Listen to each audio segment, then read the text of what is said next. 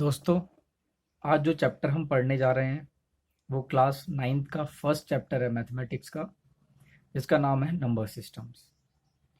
Number systems बहुत ही important topic है और हमें मैथमेटिक्स पॉइंट ऑफ व्यू से जैसे जैसे हम क्लास 9 से 10th में जाएंगे, फिर 11th में, 12th में, बीएससी एमएससी, तो अगर हमें नंबर सिस्टम्स को अच्छे से समझ में नहीं आएगा तो हमें आगे की मैथ्स समझने में बहुत दिक्कत होने वाली है।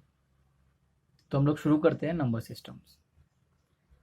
दोस्तों, आपको याद है जब आपने मैथ्स पढ़ना स्टार्ट किया था सबसे पहली बार बचपन में, तो आपने मैथ्स में पहला कौन सा काम शुरू किया था? कुछ याद है?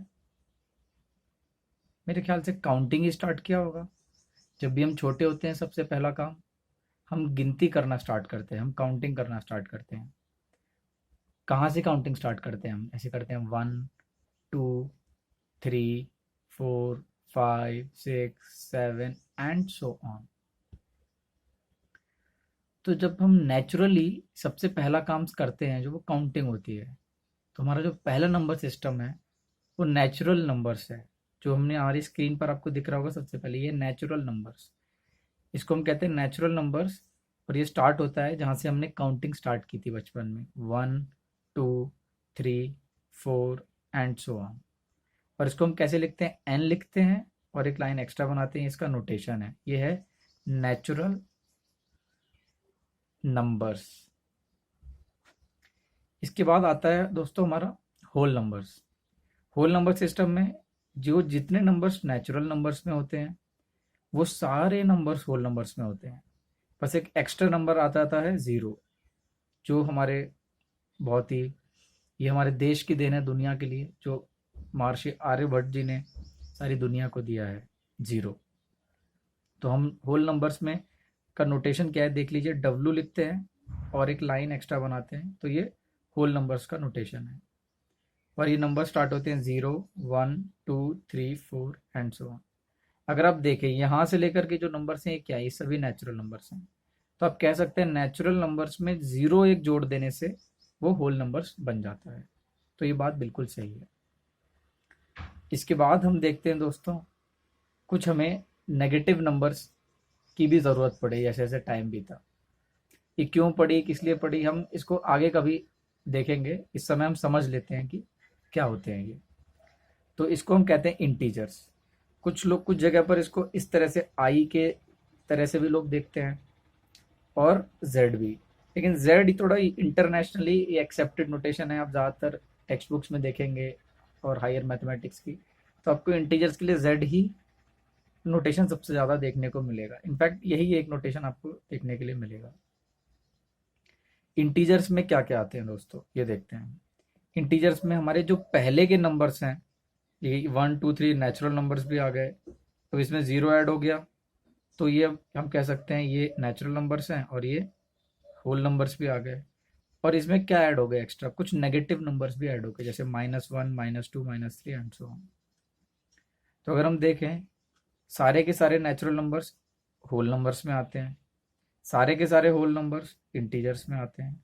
तो इन सब में सबसे बड़ा भाई कौन हुआ? सबसे बड़ा भाई हुआ इंटीजर्स, उससे छोटा हुआ होल नंबर्स और उससे छोटा हुआ नेचुरल नंबर्स। आपको, मुझे उम्मीद है दोस्तों, ये तीनों नंबर सिस्टम समझ में आ गए होंगे। तो हम अब अगली चीज़ देखते हैं। इसके बाद जो नंबर सिस्टम आता है दोस्तों, उसे हम कहते हैं रैशनल नंबर्स। रैशनल नंबर्स का जो नोटेशन है वो हम लिखते हैं क्यू, और एक ऐसे लाइन बनाई, तो ये है रैशनल नंबर्स का नोटेशन। रैशनल नंबर जब हम लोग लिखते हैं तब हम लोग इसमें कुछ नंबर्स को डायरेक्टली बताते नहीं है, जैसे नेचुरल नंबर हमने बताया 1 2 3, इस तरह से नहीं है। इसको हम डिफाइन करते हैं, इसका एक डेफिनेशन है। बाद में हम समझेंगे इसका डेफिनेशन क्यों है और हम इसको क्यों नेचुरल नंबर्स की तरह नहीं लिख सकते हैं। इसका डेफिनेशन है ये: the numbers which can B expressed or written in p by q form such that यहाँ पर सच दैट मतलब 3 कंडीशंस ये फॉलो करेगा। पहली सच दैट, पहली क्या है, p is a integer. Number 2 q is a integer. और number 3 q should not be equal to 0। तो ये जो पहली कंडीशन है ये हमें बताती है, ये बताती है न्यूमरेटर, न्यूमरेटर, और ये बताती है डिनोमिनेटर के बारे में, और ये हमें बताती है ये भी डिनोमिनेटर के बारे में। ये कहती है डिनोमिनेटर 0 के इक्वल नहीं। ये पहले आइए इस कंडीशन को दोस्तों जानते हैं। अगर हम कोई भी नंबर p बाई क्यू के फॉर्म में लिखते हैं, न्यूमरेटर और डिनोमिनेटर होता है उस नंबर का फ्रैक्शन, तो फ्रैक्शन में अगर डिनोमिनेटर हमारा 0 हो जाता है तो वो नंबर हमारा p बाई क्यू जो फॉर्म है वो नॉट डिफाइंड रहता है। हम कहते हैं ये नंबर डिफाइंड नहीं है। क्यों? क्योंकि मैथमेटिक्स में division by 0 is not defined. जैसे हम कह सकते हैं 0/4 is equal to 0, 0/8 is equal to 0, but 8/0 कुछ नहीं होता है, 4/0 कुछ नहीं होता है। They are undefined, they are not defined in mathematics. अगर आपको इंटरेस्ट है ये जानने का तो आप मुझे नीचे कमेंट बॉक्स में क्लिक कर सकते हैं, आप मुझे ये लिख सकते हैं कि आपको ये जानना है कि डिवीजन बाय 0 क्यों डिफाइंड नहीं है। तो मैं आपको एक स्टोरी के माध्यम से समझाऊंगा कि क्यों हम डिनोमिनेटर में 0 नहीं लिख सकते हैं। तो हम थोड़ा आगे बढ़ते हैं। अब कुछ हम एग्जाम्पल देख लेते हैं रैशनल नंबर्स के। जैसे पहला एग्जाम्पल हम लेते हैं, हमने लिया 3/8। अब हमें ये पता करना है कि ये रैशनल नंबर है या नहीं है, तो कैसे पता करेंगे? हाँ, तो फिर से एक बार डेफिनेशन देखते हैं दोस्तों।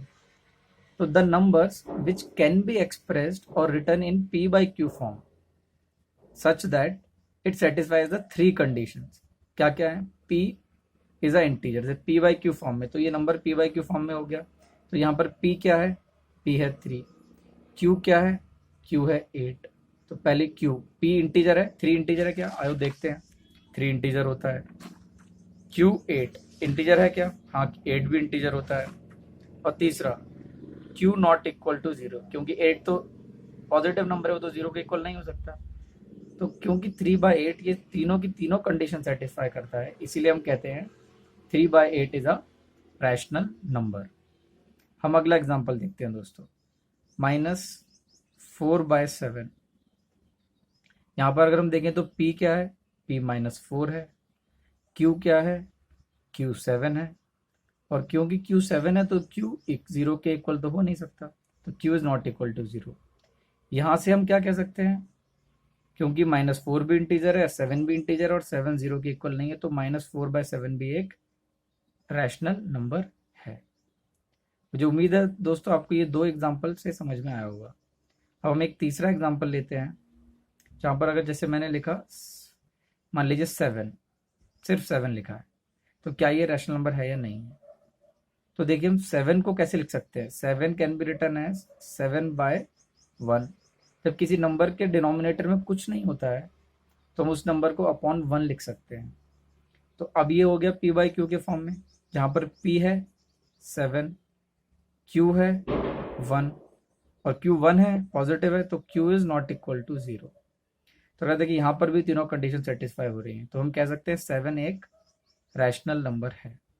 और इसी लॉजिक को यूज करके हम ये प्रूव कर सकते हैं कि सभी नेचुरल नंबर्स रैशनल नंबर्स होते हैं, सभी होल नंबर्स भी रैशनल नंबर्स होते हैं, सभी इंटीजर्स भी रैशनल नंबर्स होते हैं। क्योंकि अगर आप इंटीजर्स को देखें, इंटीजर्स क्या होते हैं? जैसे -3 है, -2 है, -1, 1, 2, 3 एंड सो ऑन। ये है हमारा 4th एग्जाम्पल। तो अगर हम देखें तो इन सब में हम ऐसे लिख सकते हैं -3/1, -2/1, -1/1, 1/1, 2/1, 3/1। एक और नंबर हम यहाँ पर भूल गए हैं, जिसको मैं यहाँ आगे लिखता हूँ, 0/1 आर ऑल रैशनल नंबर्स। ये सभी रैशनल नंबर्स हैं। अब अगर आप देखेंगे ये सभी नंबर्स में जो हमारा न्यूमरेटर है p, इधर कंपेयर करिए, p सभी इंटीजर्स है, -3, -2, -1, 1, 2, 3, 0, दे ऑल आर इंटीजर्स। तो पहली कंडीशन ट्रू है, numerators are integer. Second q, denominator इन सब में 1 है, सब में 1 है, 1 भी एक इंटीजर है, तो Q is a integer, second condition भी ट्रू है। अगर हम थर्ड देखें तो Q is not equal to 0, क्योंकि डिनोमिनेटर क्यू जो है वो 1 है यहाँ पर, और 1 तो 0 के इक्वल हो नहीं सकता, तो इसलिए थर्ड कंडीशन भी ट्रू है। इसीलिए हम इसके जरिए प्रूव कर सकते, हमने प्रूव कर दिया कि सारे इंटीजर्स रैशनल नंबर्स होते हैं। तो हम आगे दोस्तों बढ़ते हैं और एक अलग चीज हम देखते हैं अभी। अब हम देखते हैं इर्रेशनल नंबर्स। इर्रेशनल नंबर्स क्या होते हैं? Irrational numbers, so the numbers which cannot be written in p by q form are the numbers which cannot be written in p by q form such that p and q are integers and q not equal to 0 are irrational numbers, are irrational numbers। थोड़ा सा और समझते हैं इसको आसान शब्दों में। जो हमने पीछे हमने अभी कंडीशन देखा था रैशनल नंबर्स में, उसमें हमने क्या समझा था? रैशनल नंबर्स में हमने ये जाना था कि अगर कोई भी नंबर p बाई क्यू के फॉर्म में, यहाँ पर p इंटीजर है, q इंटीजर है, q 0 के इक्वल नहीं है, तो हम p बाई क्यू नंबर को रैशनल नंबर कहते हैं।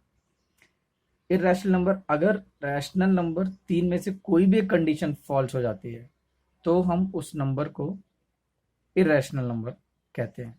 फॉर एग्जाम्पल, अगर मैं कहूं √3/5, तो अगर आप देखें यहाँ पर p क्या है, √3 है, q क्या है, 5 है, और q नॉट इक्वल टू 0 तो हमेशा ही रहना चाहिए। तो इसको चाहे रैशनल नंबर हो या इर्रेशनल नंबर, क्योंकि ये यहाँ पर इससे लेना देना नहीं है, यहाँ पर है ये कि नंबर डिफाइंड ही नहीं होगा, अदरवाइज अगर डिनोमिनेटर 0 हो गया तो नंबर इज नॉट डिफाइंड। तो हम ये दो देखते हैं। तो ये इंटीजर है, अगर p भी इंटीजर होता तब तो ये रैशनल नंबर हो जाता, क्योंकि p √3 है, ये इंटीजर नहीं है। √3 इंटीजर नहीं है, रैशनल नंबर है। इसका जो प्रूफ है वो हम क्लास 10th में देखेंगे। इस समय आप ये बस समझ लीजिए कि √3 है कि ये इर्रेशनल नंबर है। तो क्योंकि √3 इर्रेशनल नंबर है, इसीलिए √3 इंटीजर नहीं है। इरेशनल है या नहीं है ये हम नहीं जानते, लेकिन √3 इंटीजर नहीं है। 5 इंटीजर है, √3 इंटीजर नहीं है। और रैशनल नंबर होने के लिए इस नंबर को, ये दोनों का इंटीजर होना बहुत जरूरी होता है। तो क्योंकि अब ये इंटीजर नहीं है √3, इसीलिए √3/5 रैशनल नंबर नहीं है। रैशनल नंबर नहीं है इसलिए ये क्या है, इर्रेशनल नंबर है।